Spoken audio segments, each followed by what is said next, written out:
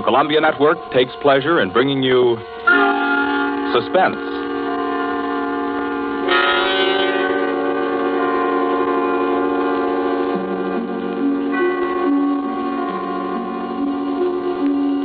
Suspense, a new series of programs with one strict purpose in view, your entertainment. Each week at this time, CBS sets aside 30 minutes to excite you, to mystify you, and on occasion to horrify you with a catalog of the world's great thrillers, dramas from the stage and screen, from fiction and radio, dramas that bring you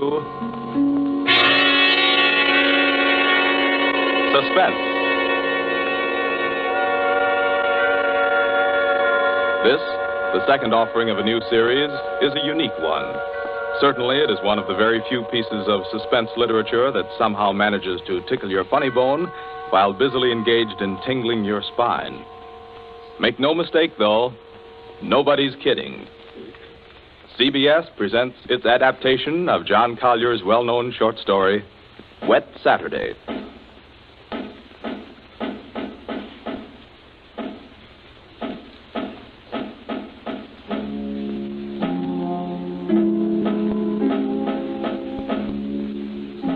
Yes, it's a wet Saturday. Never saw it rain harder. I'm Princey, Frederick Princey, just an ordinary family man.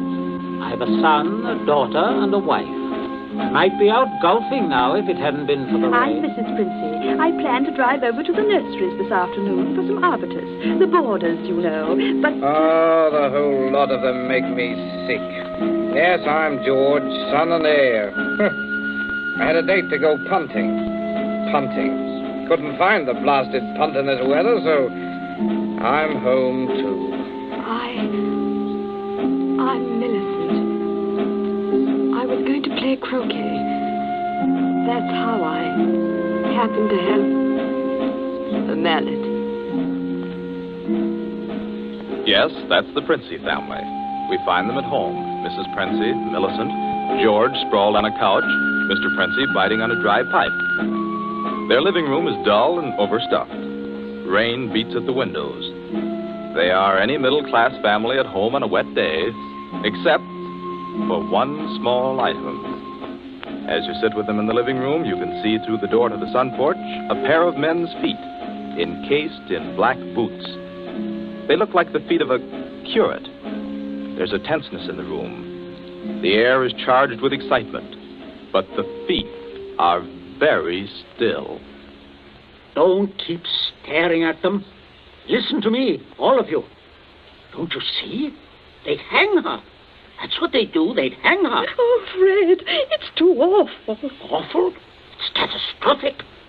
A supposedly sweet, gentle, intelligent girl, respected, loved by the whole village, doing a thing like this. Think of the publicity, the disgrace.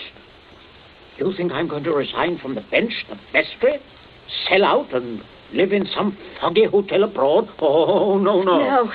No, I'll kill myself. I will. Don't be a fool. Any more than you have been, the governor means. Be quiet. Wouldn't be so bad if it were you. Everybody in the village knows you're not responsible. George. Yes? Get off that couch. Sit up on your spine. You might be of a little use here if you could think. Listen, Governor, this isn't my funeral. Oh, shut up. As long as I can remember, George, you've been a trial and a tribulation to me. Oh, I can't stand it. You've got to stand it, my dear. And keep that hysterical note out of your voice. Do you hear? Yes. We are talking about the weather. Now, George. Yeah? George, if he fell down the old well, say, striking his head several times, what about it, eh? I really don't know, Governor. What about it? Don't be an ass. I'm asking you to think. He'd have had to hit the sides several times in 30 or 40 feet and at all the correct angles. No, I'm afraid not. We'll have to go over it all again, Millicent. Oh, no, Father. No. I couldn't. Millicent, we must go over it all again. Oh, Fred, you're torturing her. Oh, face facts, mater. With him lying there, there's no use pretending it's a picnic. They might hang you, Millicent. Oh, stop that shaking. Stop it here. You must stop it. You must keep your voice quiet. Millicent, we are talking of the weather. Now, we will proceed. I can't. Not with those boots there. Oh, should have thought of those boots, Millie. I'm not moving them. Oh, sit up, George. Stop shuffling your feet. Now, Millicent, look at me. Answer me truthfully, you hear? Answer me. You were in the croquet courts. Yes. Who knew you were in love with this wretched curate? Oh, the whole village. They've been sniggering about it at the pub for 3 years past. What a filthy mess. Millicent, we continue. You were on the croquet court. Yes. You were putting the croquet set into its box. Yes. It was starting to rain. I was carrying the balls and mallets into the sun porch. The box was there. You heard someone enter the garden gate and come across the yard. Yes. Could you see who it was? Oh, not at first. I was going into the sun porch. I threw down all the mallets but the red one and turned around. It was Withers? Yes. So you called him? Yes. Loudly? Did you call him loudly? Could anyone have heard? No, Father, I'm sure not. I didn't really call him. I just spoke his name. He saw me as I went to the door. He just waved his hand and came over. How can I find out from you whether there was anyone about? Whether he could have been seen? I'm sure not, Father. I'm quite sure. So, you both went into the sun porch. Yes. It was raining hard then. What did he say? He said, "Hello, Millie," and excuse his coming in the back way, but he set out to walk over to Liston. Yes? And he said, passing the park, he'd seen the house and suddenly thought of me. And he thought he'd just look in for a moment. He had something to tell me. Go on. He said he was so happy, he wanted me to share it. He'd heard from the bishop he was to have a vicarage. And it wasn't only that. It meant he could marry. Then he began to stutter, get all confused. And of course, I thought he meant me. Don't tell me what you thought. Tell me exactly what he said, nothing else.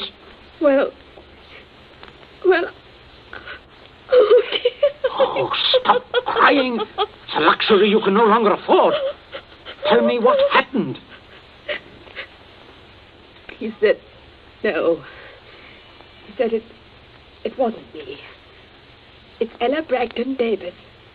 And he was sorry and all that. Then he went to go. And then?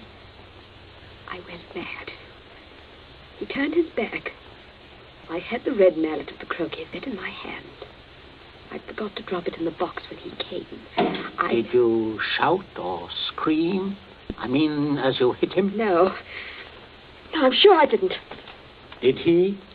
Come on, speak up. No, Father. And then? I threw it down. I came straight in here. I went to look for Mother. That's all. My poor baby. No one. Leave the child alone, Fred. Not such a child, mater. Millie, I had no idea Keep you had... quiet. I'm thinking. You see, George, he probably told people he was going to Liston. Certainly no one knows he came here, for he didn't decide until he crossed the park. He might have been attacked in the woods. We must consider every detail. A curate with his head battered in. Don't, Father, don't. A curate, head battered in. Now, who would want to kill Withers? Kill Withers? Well, I would with pleasure. How do you do, Mrs. Princey? Captain Smollett. Oh, sit down, pray. Mustn't get up for me, Mrs. Princey. You either, Millicent. My word. Just being neighbourly on a bad day. I wanted to ask you about those dahlia bulbs, Princey. Took a shortcut on account of the rain and walked right in. Knew you wouldn't mind. Oh, he heard you, Father. My dear, we can all have our little jokes. Don't pretend to be shocked. This way, Smollett. This chair, facing the fireplace. Sit down, Mother. Just straightening the curtains to the sun porch, dear. It looks so gloomy out there. Might as well shut the rain out. Just talking about a little theoretical cure at killing, Smollett. You know, young people these days like thrillers. Parsonicide. Justifiable parsonicide. Have you heard about Ella Bragdon, Davis? I shall be most properly laughed at. Why? Why should you be laughed at, Smollett? No, and a shot in that direction myself. She half said yes, too. Haven't you heard? She told most people. Now it'll look as if I got turned down for a white rat in a dog collar. Oh, too bad. Oh, fortune of war. Yes, fortune of war. Odd how it happens, isn't it? Sit down, Smollett. Millicent, console Captain Smollett with your best light conversation. You too, Mother. George and I have something to look at outside. There's this rain, you know, but it's bad, very bad. Come, George. Righto, Governor. Maybe we'll need raincoats, what? Oh, I don't think so. Just make yourself at home, Smollett. Make yourself at home. A cigarette, Captain Smollett? Thank you, thank you. Nasty day to be going out. It's something about the old well, just off the sun porch door, you know. This terrible sodden weather seems to have loosened some of the stones. Oh, too bad. Dash too bad. Spoils the tennis and croquet, I mean, a day like this. Doesn't it, Millie? Doesn't it, Millie? Oh, yes, it does. She was practicing out on the croquet court earlier, but, do pull your chair nearer the fire, Captain. It was so damp, we thought it would be cozy to light it. Thank you, I'm quite comfortable. I hope you don't feel too bad about Ella Davis. Can't always win. Can't see, though, what you women see in these bloodless clerics. Oh, I always thought Mr. Withers is a very charming man. Quite agree, but why should anyone want to marry him? You wouldn't want to marry him, would you, Millie? Not now. That is, are you? Oh, no, of course not. Smollett. Yes, Princess. Good Lord, man, you come in on a fellow suddenly. Guess I did. Oh, don't mind this old double-barreled shotgun. Been working on it. Smollett, may I have your attention for a minute? There's something on the sun porch I'd like to show you. Why, yes, of course. Smollett, George and I went out to see if we could shoot some rats which have been driven out of the old well by the high water. Afraid they might get into the house. Now, you must listen to me very carefully. Very carefully, or you will be shot by accident. Princey, what's got into you? You heard me ask as you came in, who would kill Withers? You also heard Millicent make a comment, an unguarded comment. Well, what of it? Very little. Unless you were to hear that Withers had met a violent end this very afternoon. And that, my dear Smollett, is what you are going to hear. What? Withers? Yes. Who killed him? Millicent. Good Lord. Yes, it's a mess. And of course, you would have remembered and guessed. Maybe. Yes, I suppose I should. Therefore, you constitute a problem. Why did she kill him? Oh, it's one of those disgusting things. Pitiable, too. She deluded herself that he was in love with her. Good heavens, Millie. Oh, yes, of course, I see. He had told her about the Davis girl. I understand. Now, I have no wish, as you will comprehend, that she should be proved either a lunatic or a murderess. I could hardly go on living here after that. I suppose not. On the other hand, you know about it. Yes, I see that makes me a problem. You're wondering if I could keep my mouth shut. If I promised... I am wondering if I could believe you. But if I promised... If things went smoothly, yes. But not if there was any sort of suspicion, any questioning. You would be afraid of being an accessory. Why, I don't know. I do. What are we going to do? I can't see anything else. You'd never be fool enough to do me in. You can't get rid of two corpses. Oh, I regard it as a better risk than the other. It could be an accident. Or you and Withers could both disappear. There are possibilities in that. Listen, you can't. I can, but there may be a way out. There is. Smollett, you gave it to me yourself. I did what? You said you would kill Withers. You have a motive. Oh, look here, I was joking. Of course you saw that. You are always joking. Listen, Smollett, I can't trust you. You must trust me. Else I will kill you now in the next minute. I mean that. You can choose between dying and living. Go on. Now, there's the old well just outside the sun porch door. That's where I'm going to put Withers. No one outside knows he has come up here this afternoon. No one will ever look there for him unless you tell them. You must give me evidence that you have murdered Withers. I murdered him? Why do you want that?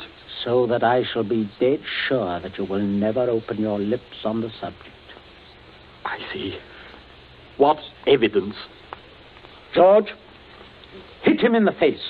Sure. George, don't! Keep out of this. Oh, Captain, you should be more careful. Look what your teeth did to my knuckles. Again, George. Okay. Oh, I can't stand it. Oh, how can you? Keep quiet. You women, keep out of this. I'm sorry, Smollett, but there must be traces of a struggle between you and Withers. Then it will not be altogether safe for you to go to the police. But can't you take my word, man? I will when we are finished. George, Yes? get the croquet mallet. Right, Governor. Take your handkerchief to it. In there on the sun porch floor. Yeah. Yes, I got it, Governor. There, Captain. There's the weapon. As I told you, Smollett. Now, you just grasp the end that mashed Withers' head. I shall shoot you if you don't. But good Lord, you can't. All right. There.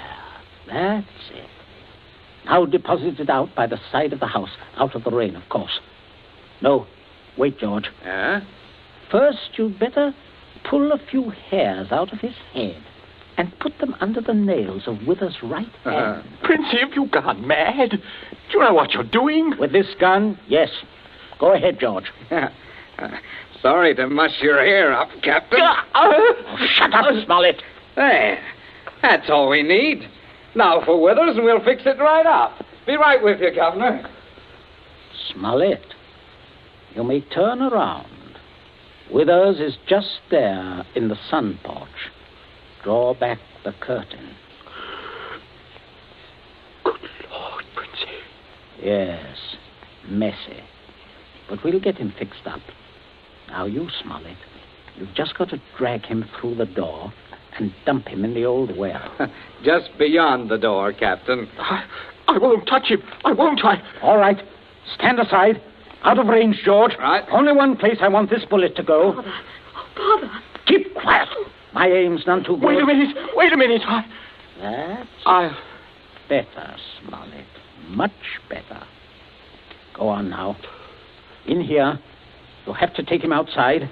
By the shoulders ought to do it, Captain. Keep quiet, George. Go on, Smollett. Go on.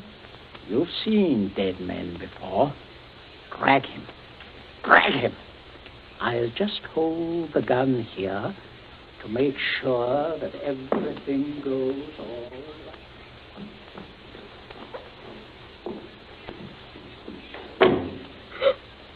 Oh, Mother, come away from the dim window, dear. Don't look. But Captain Smollett. Your father is a very resourceful man, Millicent. I'm sure what he's doing is right. But the Captain. can't stand it. You mustn't question your dear father.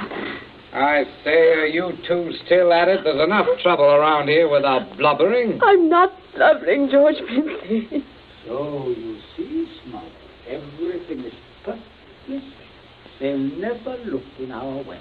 You see how safe it is?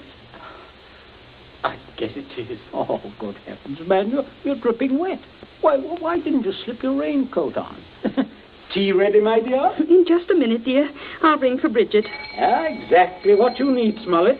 Cup of tea. Best thing in the world to ward off a cold. Sit down, won't you? Oh, don't mind getting the chair wet. Cigarette? Help yourself. I stick to my pipe, you know. Funny how... Mrs. Princey, everything's hot, ma'am. Oh, Bridget, yes. Put the tray in front of me here, on the table. Yes, ma'am. That's it. I say, Captain, you've gone and cut your lip. I just knocked it. Oh, how dreadful. Here, Bridget, Yes, give the captain this cup. No, thank you. I rather think I'll be running along now, if you don't mind. Oh, Captain Smollett, without any tea? If you don't mind, Mrs. Princey, if I could just have my raincoat. Oh, I'll get it for you, Captain. Oh, this is very distressing, Smollett, very. Oh, I'll be all right presently, I'm sure. Here we are now. Let me help you. Oh, thank you, young man. There. Better go out the front way, Smollett. The walk is dry. Oh, let me hold the door for you, Captain. Don't worry, old fellow. Don't worry at all. No, Good afternoon. Nothing serious, I imagine. Little rest and he'll be as right as rain. By the way, Millicent, you're not looking any too well. No, not well at all. I'm sure it was that croquet court. Being outdoors in weather like this is simply foolhardy. The mater's right, Millie. You saw what happened to Captain Smollett. Oh, come along, dear. I shall give you a hot foot bath and put you to bed. And a couple of days in bed, and you'll be fine again. Get plenty of rest, Millicent, and don't worry about a thing. That's the best cure. Well, I guess I'll have a little rest too, Governor. It's a fine afternoon for a nap. Indeed it is, son. Well, enjoy yourself. I'll see you later. I'll see you all later.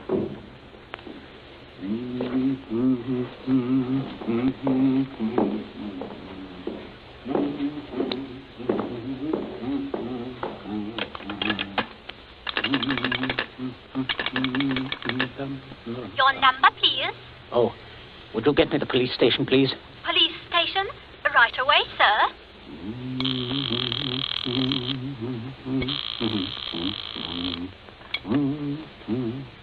Police headquarters, Sergeant Yancey speaking. Oh, hello, Sergeant. This is Prince here, Abbott's Road. I believe you know me. Oh, indeed I do, Mr. Princey. Sergeant, a horrible thing has just happened. Quite extraordinary. Murder, in fact. Murder? I'm afraid it looks rather bad for a close friend of ours, unfortunately. We saw him do it. I think you'd better send someone over right away. Well, our man should be there right about now, Mr. Princey. I beg your pardon? I say, our man should be there now. Constable Martin has his post right below your house there. Just rang in. Seems Captain Smollett was with him. Captain Smollett? He reported some rather queer goings-on at your place, but I certainly didn't understand it was murder. Just don't touch anything, Mr. Princey. And don't worry. Don't worry at all. No. No. I won't, Sergeant. Thank you. Governor, where are you? There's a man I'm right outside. here. Stop shouting. We have some visitors, Governor. Oh, yes. Yes, I can see that. Well, Constable, good afternoon. Good afternoon, Mr. Princey. And Smollett, I say what a remarkable fellow you are, coming back like this. Here to reenact the crime? Only the one against me, Princey. The one against the curate I'll leave to you people. Extraordinary sense of humor. Mr. Princey, I just had a look at what's in your well. Not a pretty sight, that. Not pretty at all. Yes, Captain Smollett was thorough, if nothing else. You saw him when he did it, sir, out in the back? Oh, quite. We were just returning from a walk. Smollett evidently had been laying for the curate, hiding out in those bushes by the road, I imagine. He was never inside this house? Never. And you say, Captain? I say that while I was inside this house, a guest of the family, I was coerced into dragging the curate's body outside and dumping it in the well. Well, there we are. Not entirely, Constable. I'll just remove my raincoat. There. And demonstrate how damp I got my clothes when I went outside without it. No. That's interesting, isn't it? Quite.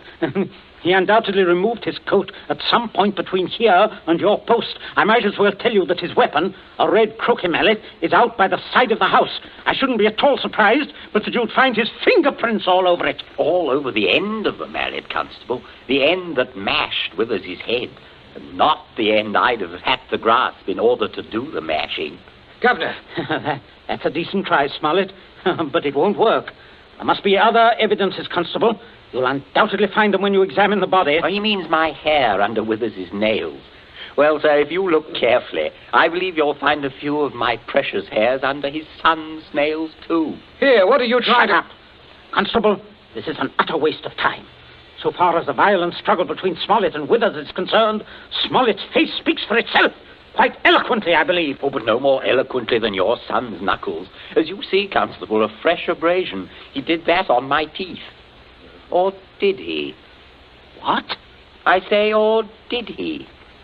He might have done that on Withers' teeth. Oh, I see. I see what you mean. But I didn't. Governor, he said I... Oh, keep still, you nitwit. Let me think.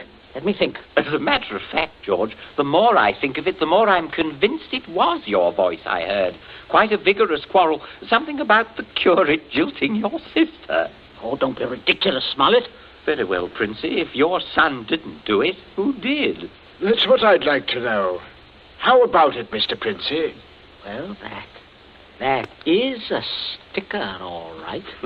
George, my boy, it looks like you're elected. Elected? What do you mean? I didn't do it. Why, I had nothing to do. Keep your mouth shut, will you? I won't. I'm not going to take the blame for her. Millie did it. She did it with that mallet. I saw. You could prove that? Prove it? Yes. Her fingerprints on the mallet. The handle. Why, George, don't you remember when you made me touch the mallet? When you picked it up with your handkerchief? No, George, I'm sure you wiped that handle clean. Oh, well, I could hardly expect you to remember that if you can't even remember killing the curate. Governor, I told you to keep still. But, Governor, you're not going to turn me over. As long as I can remember, George, you've been a trial and a tribulation to me. Governor, You shouldn't have done it, son. You really shouldn't. No, George, that was definitely wrong.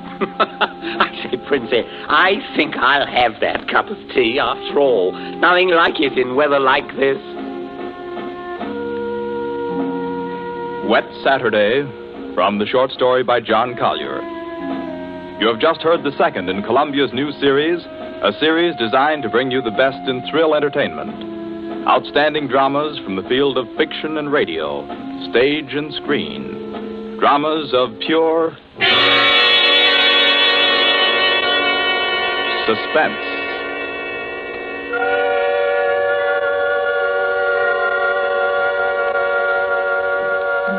This Columbia feature is produced and directed by Charles Vanda, with script by Harold Medford and score by Bernard Herrmann.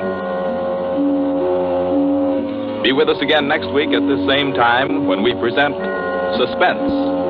This is the Columbia Broadcasting System.